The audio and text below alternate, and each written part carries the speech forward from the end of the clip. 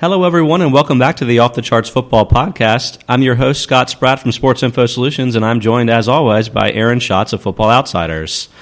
We're recording today on a Friday instead of a normal Thursday, and Aaron, I have to assume that we did this because you wanted to put the nail in the coffin of my Panthers season, but somehow we actually won a game last night, so maybe I have to keep watching. What do you think?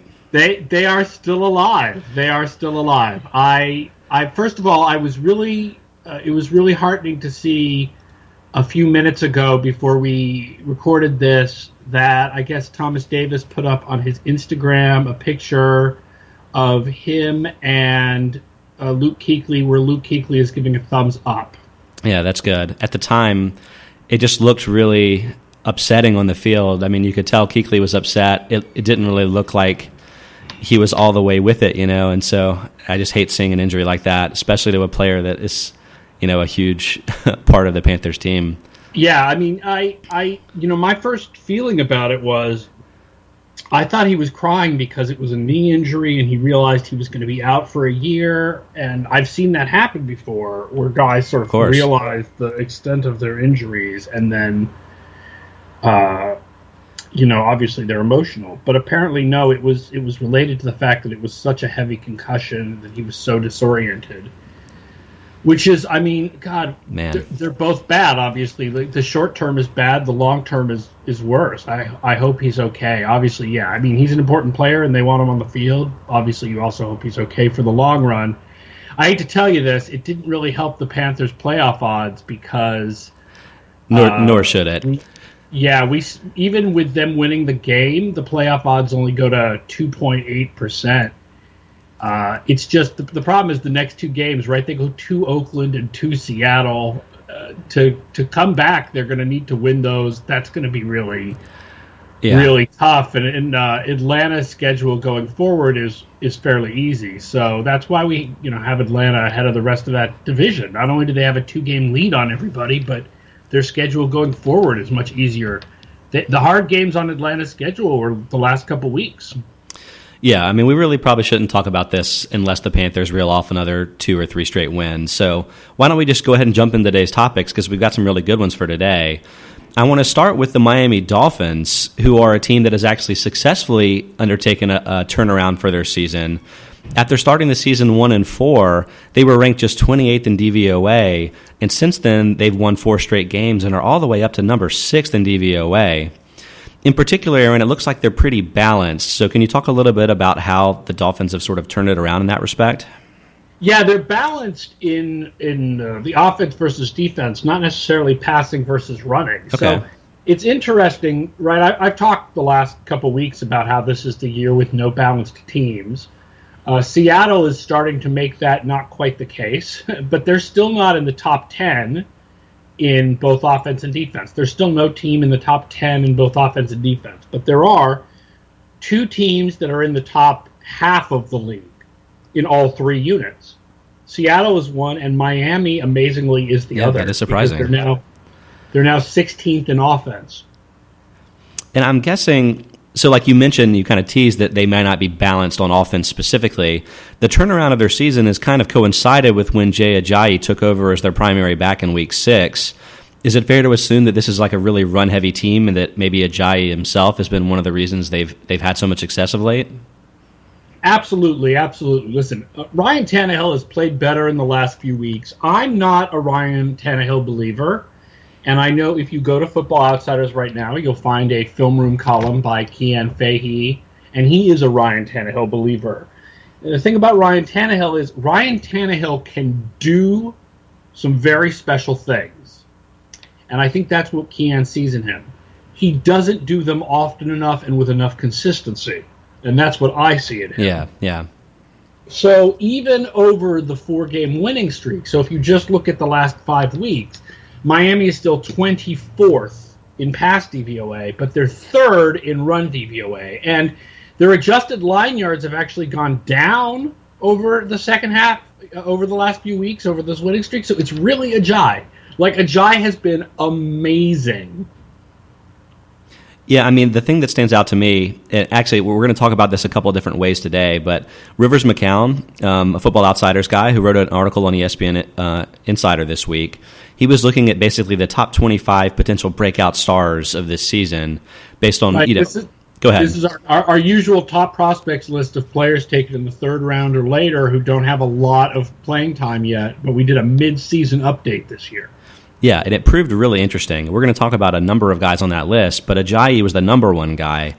And Rivers mentioned that he's leading the league in both rushing DVOA and DYAR, and that's despite basically not playing the first 4 weeks of the season, 4 or 5 weeks. So, I mean, that's really impressive. So, Aaron, you touched on their offensive line play with an adjusted line yard stat, but I guess that was a little surprising to me because Ajayi's sort of ascendance in the Dolphins' run here has also coincided with some healthy returns to the Dolphins' offensive line. They got Mike Pouncey back and Brandon Albert back, both over this stretch. And we're going to touch about them in a minute because they're actually injured again. But looking into some of the pressure stats from SIS's charting data, it looked like weeks 1 through 5, they were 27th in pressure rate allowed. In weeks 6 through 10, they've been the second best in pressure rate allowed. So the offensive line play looks like it's turned around from that perspective, but that's not what you're seeing in the adjusted line yards? Yeah, it's interesting, because obviously run blocking and pass blocking are different skills in many ways. And I've always thought of that Miami line as they're a much stronger run blocking line than they are a pass blocking line. But yeah, over the last few weeks, it's been switched, although they haven't really been a bad run blocking line. But Ajayi's he's doing so much himself. He's got the broken tackle numbers from the SIS charting. He's got a 21.6% broken tackle rate. That's 7th out of the 29 backs with at least 100 touches this season. So he's got speed, he's got power, he's basically got everything you want in a running back. The worry's always been injury because I think a knee injury that he had at Boise State. But, I mean, right now he's just looking great. The other thing about Miami is that this defense is much better than anybody would have imagined before the season. I mean, they're 7th in DVOA, and that is, I think, a bit of a shock given that, I mean, I don't know who any of their linebackers are. Koamisi, I guess, but, you know a couple of the names of pass rushers, but otherwise, who are these people? That's true. But speaking of the pass rushers in specific, I think maybe part of the turnaround could be attributed to Cameron Wake because, last October he tore his Achilles and, that's really an injury that takes more than a year to come back from. But he's been playing some this year. And I feel like over the last 4 weeks is when he's really started to hit his stride a little bit. He's got 6 sacks over that period and I think had just half a sack over the first half of the season. So perhaps that's helping this team sort of, make strides. But it is funny because it kind of goes against the narrative of Adam Gase as quarterback whisperer if the reason why Miami's on this win streak is all pass rush and running game. Yeah, you're right. They're playing really well, and I think they've definitely passed Buffalo, and they've certainly passed all the teams in the AFC North as the top competition for those AFC West teams for the wild card. Yeah, let's talk those playoff odds for a second because last week they beat the Chargers, and it really seemed like that was a matchup of two teams that they could eliminate each other more or less from the playoff picture in that specific game. So by beating the Chargers, it looks like their playoff odds are up to 45.4%. I mean, are they really the only team in the mix that's challenging the AFC West teams to get those wildcard spots? It's pretty close. There is no team in either the North or South with a wild card in more than 5% of our simulations this week. Tennessee got a wild card at 4.5%, Pittsburgh 2.1%. So mostly it's the AFC West teams, although San Diego's out of it at this point pretty much, plus Miami and a slight possibility of Buffalo, because here's the thing about Buffalo. Obviously, they're behind at 4 and 5, but their schedule is much easier from here on out. So Buffalo could go on a bit of a run, but Miami's more likely. We give Miami a 10% chance of winning the division at this point. Oh, wow. They really would need to win the Week 17 game against the Patriots, obviously. But if the Patriots were to stumble a couple of times and Miami were to continue this run, the Week 17 game becomes for the division title. But in that case, both teams are going to the playoffs because the Patriots get the wild card in 8% of simulations, right? So even if Miami wins the division, the Patriots win a wild card, more likely it's the other way around. So Miami gets a wild card in 36% of the simulations this week, and all of the AFC West teams are between 38 and 46%. Right. And several of the teams in the AFC North, I noticed, had high playoff odds. The Ravens and Steelers particularly are both over 40. But basically that's just three teams competing to win the North, I'm guessing, and not really in the wild card mix, right? Right, and the really strange, the funny thing about this is Pittsburgh has had the hardest schedule in the league so far and the easiest remaining, and Baltimore has had the easiest schedule in the league so far and the toughest remaining. And a lot of the reason for that is Cleveland, because Baltimore has played Cleveland twice, and Pittsburgh has yet to play Cleveland. Man, I feel like we're always poking fun at Cleveland on this show. Come on, Cleveland, turn it around. We're ready to cheer for you. Look, I will say, and I have said, I am a believer in what Cleveland is trying to do. And they hired someone from Football Outsiders. The first Football Outsiders got to go work for a team in Andrew Healy. And I do not expect to be making fun of Cleveland in 2018. Well, good. I'm looking forward to that. My final thought on the Dolphins is that I guess it's really good that Ajayi is doing so much of the rushing work himself, because it looks like Mike Pouncey may miss this week. He's kind of having recurring hip issues, which is what held him out at the front of the season. And Brandon Albert just had a wrist surgery that he's going to potentially miss the rest of the season. So their offensive line may be right back. The left tackle now, the rookie Laramie Tunsil. Yeah, so their offensive line may be right back where it was in the early part of the season. Ajayi's going to have to really do a nice job to help this team move forward offensively. Okay, and then let's shift gears now. Over the course of the last few weeks, we've talked a lot about the NFC East, which I guess has been a surprise to me how good that division has been this season. But the team that we really haven't spent much time on specifically is the Giants, and lo and behold, it's Week 11. I turn around and they're 6-3. This seems like this happens a lot, where the Giants really sneak up on you, sneak into the playoffs, and all of a sudden make an impact there. A few questions about that sort of narrative in general, but first of all, are the Giants currently the front runner for the second wild card spot? Well, I think a lot of people probably would say they're the front runner for the first wild card spot. Oh, yeah, ahead of even Philadelphia, yeah. Yeah, our numbers disagree just because DVOA is so unbelievably in love with Philadelphia.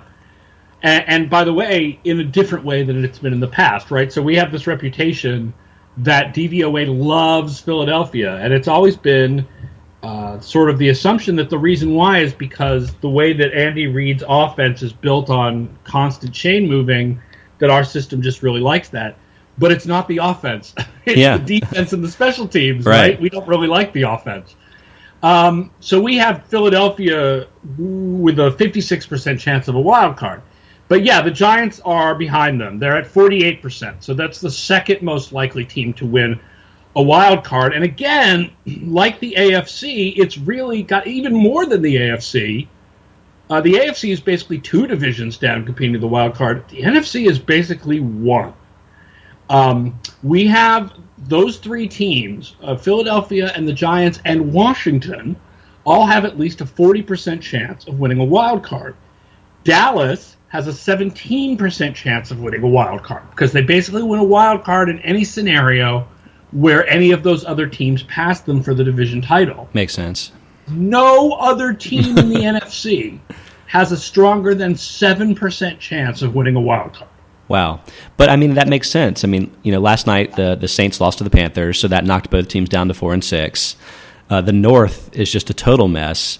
And while the Vikings have a higher percent chance of making the playoffs than the Giants right now, I assume that's all about winning the North, right?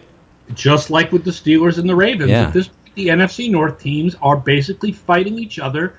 Three teams are fighting each other for that division, and it's very unlikely that two of them make the playoffs. And then out west, the Cardinals have had a very disappointing season. So, yeah, you're right. That just leaves the East. That's kind of hilarious, I guess. A very disappointing season. And by the way, the second hardest remaining schedule based on average DVOA of opponent behind Baltimore. So, can I take back my Cardinals Super Bowl pick? Thanks. Yeah, you can. It's fine. As long as I can take back my Panthers one. Well, so the thing about the Giants, though, is, I'm talking about this narrative of the late season run with them, but it looks like, according to Football Outsiders, this hasn't been a team that's been peaking of late as much as one that's been very consistent. What are your thoughts on that? Yeah, the whole Giants late season surge thing is not true. Now, one of the reasons is, it's interesting, for a lot of the Coughlin years, the Giants would constantly be given a schedule that got much harder in the second half of the season. It was really strange. It just seemed to be the way that was every year.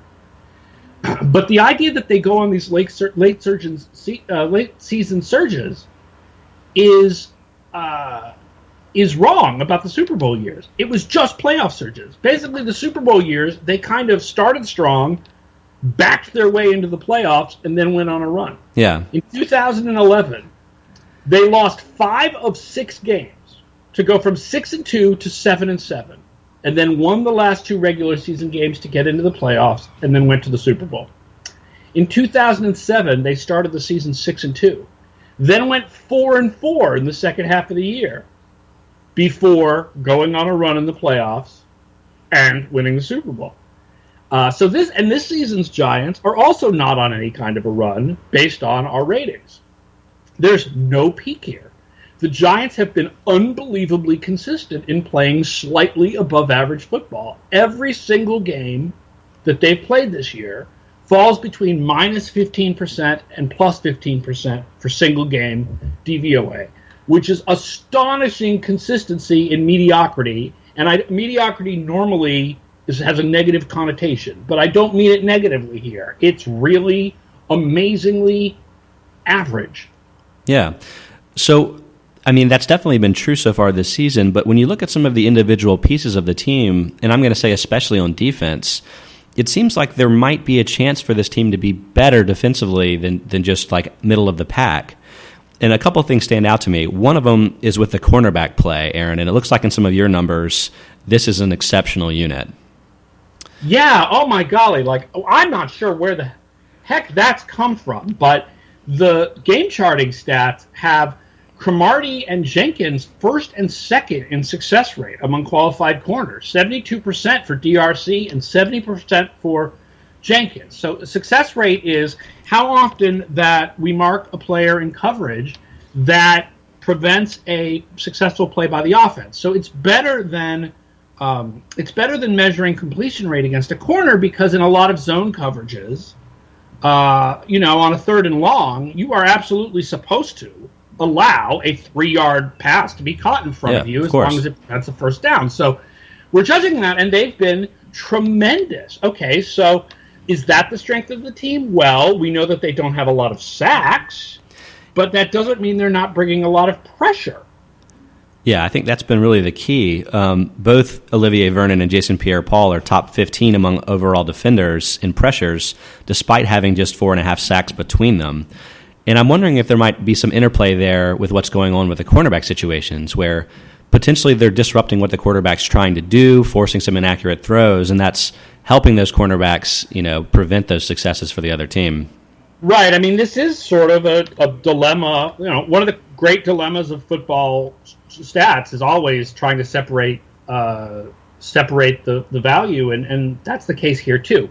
If a quarterback gets a sack because of pressure or throws the ball away, then no cornerback is going to get credit for that in the charting. But if it's a bad pass, then when we're charting the cornerback, it looks like the cornerback's had a successful coverage. So it's interesting. Everything works together. And also Landon Collins, the safety, is having a great year. I don't have any stats to give you, because safety is the most difficult position in football to judge, no matter whether you're using advanced metrics or film study, because no position is more dependent on the role in the defense for what you see than safety, because safeties have different responsibilities on different plays, and it varies widely from team to team and scheme to scheme. So, but he's definitely having a great year and having a lot of really good picks and important tackles, and this whole defense has been very good, like everyone expected when they added all of the free agents. They have had a defensive DVOA below 0 in 7 of their 9 games. It's not that it's getting better, because while last week was their best game of the year defensively, the second best game of the year after you adjust for opponent is week 2 against New Orleans. The defense has just been pretty good all year long. Yeah. I mean, the one player to me that stands out as somebody that might make them improve going over the second half of the season into the playoffs his second-year lineman, Owa Odigizua. Hope I said that correctly.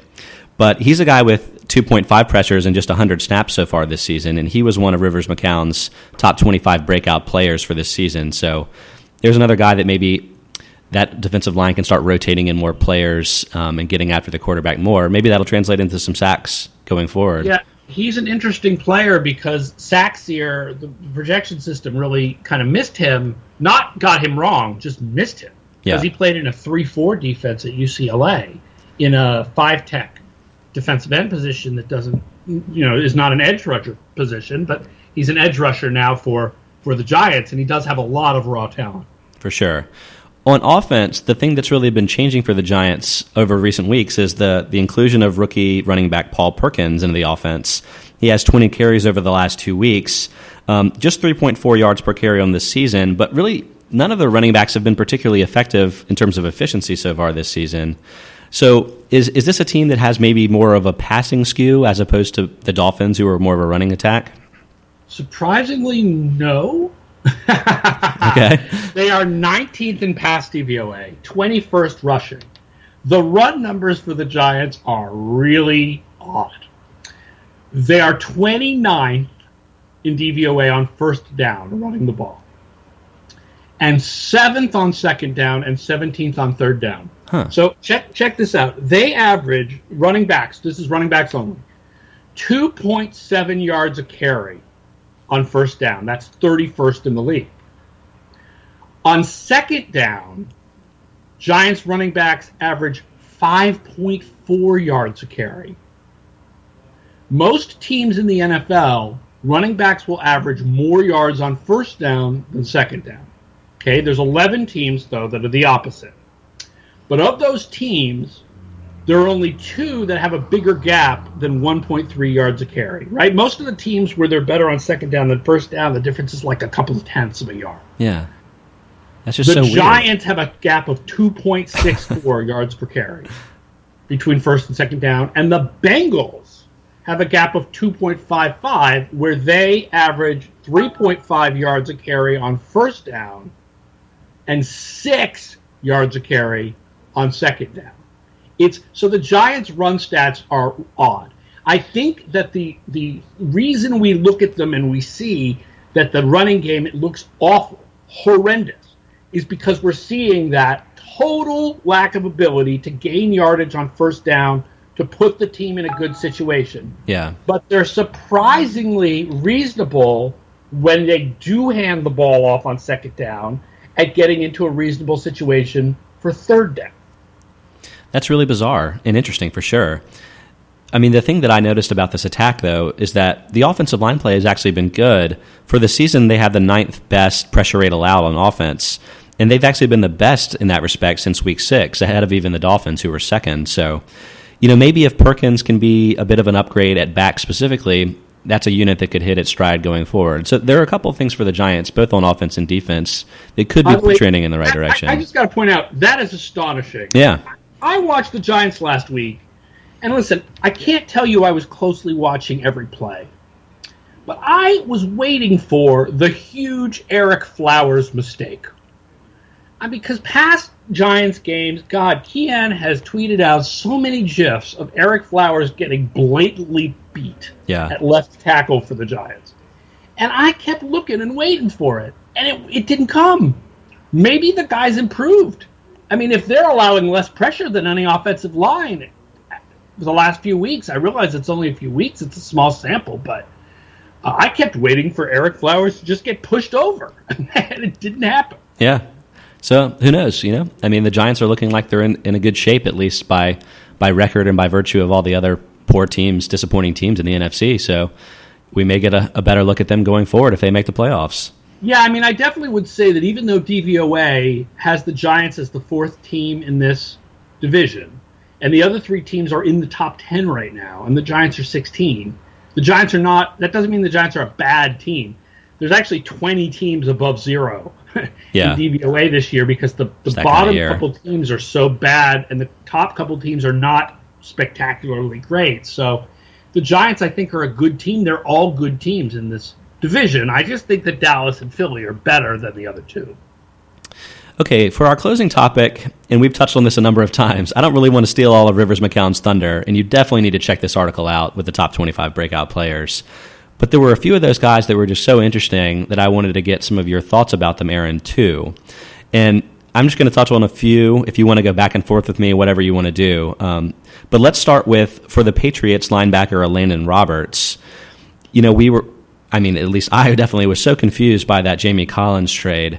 Is it possible that this guy specifically is the reason why Collins was maybe expendable in Belichick's mind? You can say we. Okay, there you go. I don't know anybody who understood that trade. It was one of the reasons, I think. Here is my theory. My theory is that Belichick decided that Collins was going to become a part-time player. Because they like Roberts so much, and because they may have felt that Collins didn't stick to his gap and do his job.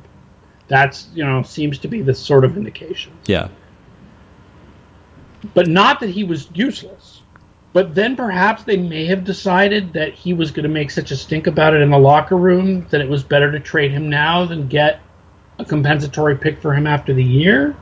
I'm totally guessing here. I mean, none of us understood it. Roberts, his average gain on run tackles is 2.7 yards, which is pretty good for a 4-3 linebacker, but that is a small sample size, and we also have the small sample size of him getting whipped by CJ Prosize downfield in this game. But then again, part of the problem with Collins was that as good as he was in pass coverage, he would have games where he just kind of disappeared, like the AFC Championship game. So I don't think anybody can say that to go from Collins to Roberts is a step up or even a step sideways, but it's not as much of a step down as you might have thought, and I think that's an indication of what a strong prospect Roberts is to be an important part of the Patriots defense in the near future. Yeah, and I mean, that's given the fact that Roberts was a 6th-round pick this season. I mean, that seems like a difficult defense and team to get integrated into because of the sophistication of it. So I think that's a huge positive sign for him, his prospect status, so to speak. Okay, the next guy from Rivers' list that I want to talk about is Austin Hooper, the tight end for the Falcons. And my note on this basically, Aaron, is that I was terrified of Tony Gonzalez for years torching the Panthers, and I'm a little nervous that Hooper could be making that sort of impact for the team now too, even though I think in college he wasn't really a huge receiving threat. Is that right? Yeah, he was much more of a blocker in college, and I think that's why he fell to a 3rd-round pick. But I know a lot of scouting people who really liked him, and he's got an 82% catch rate and 93 DYAR over his first 17 targets. He's not really a Gonzalez. First of all, no one is Gonzalez. No, I'm sure not. Gronk is, but no one else is. But he's much more of a move tight end, like a Tyler Eifert or a Tyler Croft. Not Tyler Croft. Travis Kelce, yeah. That guy. Mm-hmm. I'm sorry, I get all whipped up with all of the Cincinnati Tylers. So he definitely is going to be a weapon for them, and that's a nice pick for them because they've gotten more out of Jacob Tamme than I think they expected when they signed him as a veteran. But obviously he's an older guy, and he just had an injury that's putting him out for the rest of the year. And Hooper's a talent. Yeah, for sure. Okay. Couple of running backs for fantasy fans out there looking for guys that maybe are coming on strong. One of them may be a little bit more obvious. Jordan Howard, the running back for the Bears, 5th-round pick this season, but he's already taken over as that team's primary back. And I mean, Rivers had a lot of praise to say about this guy. I think the SIS numbers speak very highly of him. He's 3rd in broken tackle rate among backs with 100 touches this season, so that puts him ahead of Ajayi in that respect. He's behind only David Johnson and T.J. Yeldon there, so Howard seems like a really great runner so far this season. The fact that T.J. Yeldon has so many broken tackles is mind-numbing, and a statement about the Jacksonville offensive line. Yeah, I feel bad for him. How many of those are behind the line of scrimmage, I wonder? I bet most of them. I feel bad for him. I feel like that's a tough situation to be in, obviously. He may be a little bit better than the fantasy world thinks about him. The other guy is Kenneth Dixon. I don't know if you got a chance to see the Ravens game this week, Aaron, but this was really the first time that Dixon got sort of put in the mix. But he had definitely an impact game. He had 5 catches on 7 targets, and while we don't really have a lot of stats to work with there, he's definitely one of Rivers' guys in the top 25. And he mentioned that he's a guy that could be considered kind of like David Johnson in terms of skill set. So that's, from a fantasy perspective, I guess that's very interesting. Yeah, he's a strong receiving back. He's going to be receiving is his that's his forte. That's what he was seen as when he came out of Louisiana Tech. So I think that's where a similarity is, because a lot of Johnson's value in his rookie year came from receptions, while Chris Johnson was getting more of the runs. Yeah, definitely. And speaking of those Ravens, in the preseason, we talked a lot about the Ravens defense because Football Outsiders saw them as a really big bounce-back team, and they have bounced back. They're tremendous this season defensively. But I think we were also a little concerned at the time that the age of their players on defense could be a real problem for them, especially if they started suffering injuries like they had in recent seasons. But looking at Rivers' list, there are a couple of the younger defensive guys that they've gotten in later rounds that have started to make an impact and could really help this team and balance this team with some younger guys on defense. What are your thoughts on these guys, Aaron? Yeah, Tavon Young is a talented cornerback. He's got a 65% success rate, which is not too far short of those top ratings in the league, and 20 targets, which is a reasonable sample size for half the season. Yep. And Pierce is a situational rusher, but he's got 2 sacks this year. He's got 3 pressures by the SIS count. And they absolutely needed some young talent, and it's why this defense has been able to be so good despite the fact that they've missed Elvis Dumervil for half the year. And Dumerville's coming back now, so the defense is just going to get better. It's reasonable that Baltimore may pass Philadelphia as the best defense in the league. Unfortunately, they rank 32nd in offense, 32nd, and first, of course, in difficulty of remaining schedule. Sure, yeah. So tough road there for the Ravens, but hey, they're in the mix. And I do want to point out one other team. Oh, yeah. That has been really strong in this year's draft, but they don't appear very much on Rivers' list. But I do want to point out the San Diego Chargers, because we know what Bosa has done. He's been spectacular, really good since he came back, after whatever the holdout and not playing the first couple of weeks.